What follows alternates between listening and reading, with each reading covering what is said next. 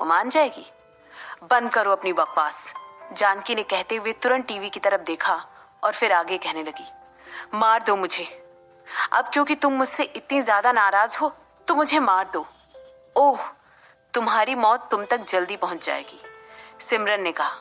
इसके बाद वो उससे आगे कहने लगी, मुझे लोगों को मारना वैसे तो बिल्कुल भी पसंद नहीं है, लेकिन वो बच्चा अकेले मेरा नहीं था, वो मेरा और मेरे हस्बैंड का था, और मैं उन्हें तुम्हें उस भयंकर दर्द को पहुंचाने से रोकूंगी नहीं, जो कि उन्हें तब हुआ था जब उन्हें पता चला था कि तुमने उनके बच्चे को सिर्फ इसलिए मार दिया क्योंकि तुम्हारा उसे मारने का मन कर रहा था। जो लॉस मेरे हस्बैंड ने सफर किया है, इसके लिए तो वो तुम्हें दर्द पहुंचा कर रहेंगे। तुम और जानकी ने तुरंत शशांक की तरफ देखा और फिर सिमरन की तरफ देखने लगी। तो शशांक सिमरन के अजन्मे बच्चे का पिता था। आह, मैं तो भूल ही गई थी तुम एक बाजारू औरत हो। मुझे जरा भी सरप्राइज नहीं हुआ कि वो बच्चा हेमंत का नहीं था। आखिरकार तुम सभी की एक ही आदत है कि तुम आदमियों के साथ सोना पसंद करती हो, है ना? ऐसा कहते हुए जानकी एक बार फिर सिमरन की तरफ देखने लगी। सच कहा तुमने, सिमरन ने अपना सर हिलाया और इसके बाद स्माइल करते हुए आगे कहने लगी, ये बात बिल्कुल सही है कि वो मेरे बच्चे का पिता नहीं था। एक और मिनट, सिमरन ने अपनी बात को आगे बढ़ाते हुए कहा, या तो तुम चुप रहना चूज कर सकती हो, मगर मैं तुम्हें प्रॉमिस नहीं कर सकती हूँ कि तुम्हारी बेटी तब भी सेफ रहेगी। तुम्हें क्या लगता है कि मैं उस तरह की बेटी की जरा भी फिक्र करूंगी? जानकी ने काउंटर अटैक करते हुए कहा। इसके बाद वो आगे कहने लगी, क्या वो मुझे धोखा देने की हिम्मत भी करेगी? वो भी उस इंसान को जिसने उसे पाल पोस कर इतना बड़ा किया है। क्या तुम्हें लगता है कि अगर वो मर भी जाए तो मुझे उसकी फिक्र होगी? ओह, ऐसी बात है, सिमरन ने तुरंत अपना चेहरा साफ करते हुए कहा। शशांक ने बिना अपने मुंह से एक शब्द निकाले उस रूम से बाहर निकलना पसंद किया। अगर तुम मेरी अच्छे बने रहने पर तारीफ नहीं कर सकती हो तो फिर मैं तुम्हें दिखाऊंगी कि ये दुनिया कितनी ज्यादा क्रूर है। ऐसा कहते हुए एक बार फिर सिमरन ने टीवी चालू कर दिया। स्क्रीन पर रुक्मणी अभी भी पहले की तरह ही बैठी हुई दिखाई दे रही थी और तभी दो आदमी अचानक उस रूम में एंट्री लेते हैं। वो दोनों ही आदमी देखने में कुछ ठीक नहीं लग रहे थे और उन्होंने तुरंत रुक्मणी को हिलने डुलने से रोक दिया। अब क्योंकि सिमरन ने उस वीडियो का ऑडियो चालू नहीं किया था, इसीलिए वहां पर जो कुछ भी हो रहा था जानकी को कुछ भी सुनाई नहीं दे रहा था। तब क्या होता अगर उन आदमियों ने रुक्मणी से कोई ऐसी बात कही होती जो जानकी के लिए जाननी जरूरी थी? मगर जो बात जानकी के इस समय साफ साफ दिखाई दे रही थी वो ये थी कि कोई चाहे कुछ भी हो, लेकिन रुक्मणी उन आदमियों को गुस्से भरी नजरों से देख रही थी जो इस समय अभी अभी रूम में एंटर हुए थे। उनकी तीखी नजर, इसीलिए उसने अपनी आवाज को ऊंची करते हुए चिल्लाना जरूरी समझा। हालांकि इस समय ये बात बिल्कुल पॉइंटलेस लग रही थी। इसके बाद वो सिमरन से पूछने लगी, अब तुम क्या करने वाली हो? जानकी के दिल में अब डर धीरे धीरे घर करने लगा था। रुक्मणी को उदयपुर में बहुत सारे लोग एक जानी मानी हस्ती के रूप में जानते हैं। उसे मारना इतना आसान नहीं होने वाला था।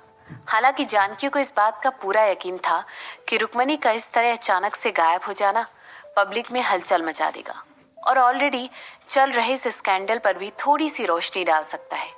एक आम आदमी ये आसानी से समझ जाएगा। तुम आखिर क्या करने वाले हो? तुम लोगों को ये बात अच्छी तरह पता है कि रुक्मणी उदयपुर में बहुत ज्यादा इन्फ्लुएंस रखती है। तुम लोग उसे इस तरह ऐसे ही नहीं मार सकते हो क्योंकि तुम्हें उसे मारना है। मैं उसे मारूंगी नहीं, सिमरन ने क्लैरिफाई करते हुए कहा। इसके बाद वो आगे कहने लगी, मुझे तुम्हारी बेटी से कोई पर्सनल प्रॉब्लम नहीं है, मगर मुझे पता है कि एक ऐसा इंसान जरूर है जो उसे मरा हुआ देखना चाहता है। ऐसा लग रहा था जैसे सब कुछ पहले से प्लान करके रखा हुआ था और अचानक से एक औरत ऑन स्क्रीन आती है।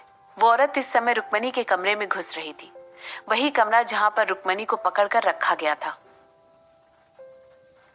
और जैसे ही सिमरन ने अपनी बात खत्म की, उस औरत को देखकर रुक्मणी और ज्यादा वायलेंट तरीके से स्ट्रगल करने लगी थी।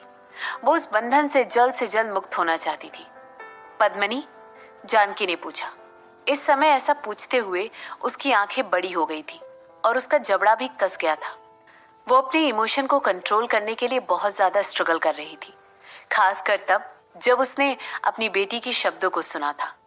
लेकिन अब जो वो अपने सामने देख रही थी कि पद्मनी किस तरह आकर रुक्मणी के सामने खड़ी हो गई, तो फाइनली जानकी का वो डर पूरी तरह सामने आकर देख रहा था। जो इतनी देर से वो स्ट्रगल करके छुपाने की कोशिश कर रही थी। इसके बाद वो आगे पूछने लगी, ये औरत यहाँ पर क्यों आई है? आखिर ये क्या करने वाली है? ये यहाँ पर इसलिए आई है क्योंकि मैंने इसे यहाँ पर आने के लिए कहा था, क्योंकि अब ये तुम्हारे साथ जो करने वाली है मुझे इसका बिल्कुल भी आइडिया नहीं है, सिमरन ने जवाब दिया। इसके बाद वो आगे कहने लगी, मैं कोई पागल नहीं हूं, क्या पता ये तुम्हारी बेटी के साथ अगले ही पल क्या कर दे। तुम? खैर, पद्मनी रुक्मणी से इतनी ज्यादा नफरत करती है कि मुझे जरा भी सरप्राइज नहीं होगा अगर वो उसे दर्द पहुंचाए तो। तुम्हें क्या लगता है? सिमरन ने पूछा। तुम बहुत ही क्रूल हो, जानकी ने जवाब दिया, और ऐसा वो कह रही है जिसमें अपने फायदे के लिए इतने सारे लोगों को मारा है। सिमरन ने कहा, मेरी बेटी को जाने दो। जैसे ही जानकी ने टीवी पर देखा कि पद्मनी उसकी बेटी रुक्मणी की तरफ बढ़ रही है, उसने तुरंत सिमरन से कहा। इसके बाद वो आगे कहने लगी, रुक्मणी का इन सब चीजों से कुछ भी लेना देना नहीं है। मैं उसे जाने तो दे सकती हूँ, सिमरन ने कहा, मगर मुझे यकीन है कि पद्मनी इतनी ज्यादा उदार दिल होगी कि वो इस समय रुक्मणी को यहाँ से जाने की इजाजत देगी। ऐसा कहते हुए जानकी की तरफ देखकर सिमरन बेहद खुशी के साथ मुस्कुराने लगी और आगे कहने लगी, तुम्हारी बेटी बहुत ही क्रूएल है, एक ऐसी मैनिपुलेटेड इंसान है जिसे चाले चलना बहुत अच्छा लगता है। उसने हमेशा से ही पद्मनी को कंट्रोल किया है और उसे मैनिपुलेट किया है, और ऐसा वो तब से करती आ रही है जब से वो दोनों बच्चियां हुआ करती थी। क्या तुम सोच सकती हो कि इस बात पर पद्मनी का रिएक्शन क्या होगा जब उसे ये बात रियलाइज होगी कि ये सब कुछ इस वजह से हो रहा है कि मेरा मतलब है, मुझे जरा भी सरप्राइज नहीं होगा अगर वो। रुक जाओ, उसे जाने दो, पद्मनी को रोको, वो क्या कर रही है, रोको उसे, जानकी ने कहा। जैसे ही उसने देखा कि सिमरन पर उसके कहे हुए शब्दों का कोई भी असर नहीं हो रहा है, वो अपनी बातों को आगे कंटिन्यू करते हुए कहने लगी, ग्रुप में नहीं, मैं तुम्हें कभी भी ऑफेंड नहीं किया है, और ये बात तुमने खुद कही है। रोको उसे, अभी के अभी उसे रोको। आखिर जानकी इस तरह कैसे पद्मनी को अपनी इकलौती बेटी को चोट पहुंचाते हुए देख सकती थी? जिंदगी भी बिल्कुल एक पहिए की तरह होती है मिसेस राजवंशी, कभी आप ऊपर जाते हैं, कभी आप नीचे आते हैं। इस तरह के मोमेंट एक अच्छी एग्जाम्पल है, खासकर तब जब आप नीचे की तरफ जा रहे हो। ऑफ कोर्स जब वापस ऊपर जाने का आपके पास कोई तरीका नहीं बचा है, लेकिन पॉइंट ये नहीं है। ऐसा कहते हुए सिमरन जानकी की तरफ देखकर मुस्कुराने लगी और अपनी बात को आगे कंटिन्यू करते हुए कहने लगी, जब आपने पद्मनी के पिता को मारा था, क्या तब आपने सोचा था कि आपके साथ आगे जाकर फ्यूचर में ऐसा भी कुछ हो सकता है? क्या आपने मेरी माँ को मारते वक्त भी कुछ ऐसा सोचा था? सिमरन ने पूछा। मैंने तुम्हारी माँ को सिर्फ इसलिए मारा था क्योंकि वो एक बाजारू औरत थी। अगर तुम मुझसे इतनी ज्यादा नफरत करती हो क्योंकि मैंने तुम्हारी माँ को मारा है, तो तुम मुझे भी क्यों नहीं मार देती हो? जानकी ने सिमरन पर काउंटर अटैक करते हुए कहा। तुम्हारी? मुझे पता है मैंने गलती की, तुम्हारी माँ को उस रात मार कर, मगर ये सिर्फ और सिर्फ मेरी गलती नहीं थी, वो बिल्कुल मेरे हस्बैंड की मिस्ट्रेस की तरह लग रही थी, ठीक है ना? सिमरन ने तुरंत अपनी आईब्रो उठाते हुए जानकी की तरफ देखा और सोचने लगी, एक मिस्ट्रेस? तुम्हारी माँ बिल्कुल मेरे हस्बैंड की मिस्ट्रेस जैसी लग रही थी और तुम अपनी माँ जैसी दिखाई देती हो। तो जब मैंने तुम दोनों को उस रात सड़क पार करते हुए देखा, मुझे लगा तुम और तुम्हारी माँ। जानकी ने अपनी बात कंटिन्यू करते हुए रुक्मणी की तरफ ही देख रही थी। इसके बाद वो आगे कहने लगी, अब मेरी बेटी को जाने दो। किसने किसने आपको ये बात बताई कि आपके हस्बैंड की एक मिस्ट्रेस भी है? सिमरन ने पूछा।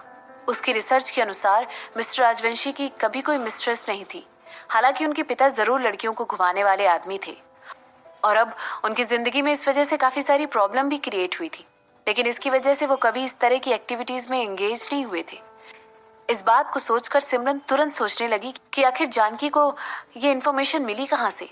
क्या किसी ने आपको मेरी माँ की फोटो दिखाकर ये कहा था कि ये आपके हस्बैंड की मिस्ट्रेस है?